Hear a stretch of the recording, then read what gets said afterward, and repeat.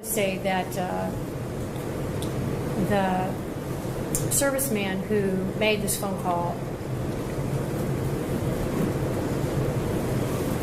it's so important that he did that, and I don't want him to go unrecognized, because I can't imagine the trauma that he had hearing this in a foreign country, that his brother had done something like this, asking his brother to take accountability. And then, because his brother doesn't want to be a man, he has to do it, but he did it, and I give him credit for doing that. The other thing that this case, I think, really drives home is that there is insufficient consideration given to the people that work in the criminal justice system. So I want to say to the police, to the detectives Remington and Diaz, I certainly know that your job is very difficult. And I look at these photographs,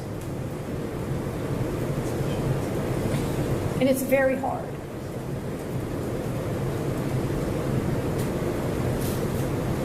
And I think you should be recognized more for the difficulty of what you do. And the same to the state. And to the defense. This is equally difficult for you.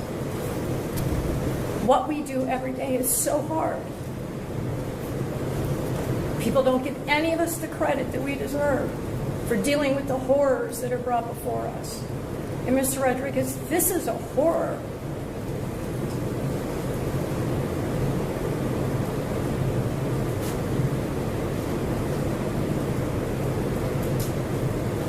I know as a judge I'm not supposed to show emotion. And in 22 years I never have. This is one of the worst things I've ever seen in my life. And I don't understand, Mr. Rodriguez, why you don't want to cleanse yourself and tell the truth about what happened here. And I hope someday you do.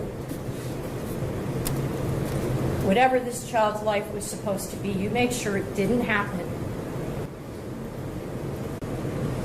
I didn't even hear you say you were sorry. I will not accept the recommendation for Mr. Rodriguez.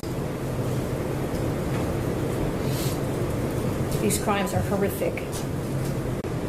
There's no question in my mind that this child was abused. It's clear that you did everything you could, you and Larissa, to hide evidence to protect yourselves.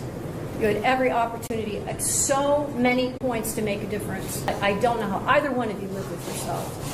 The court imposed a sentence as follows. Count 1, involuntary manslaughter, felony of the first degree, 11 years in prison. Count 2, felony of the second degree, felonious assault, 8 years in prison.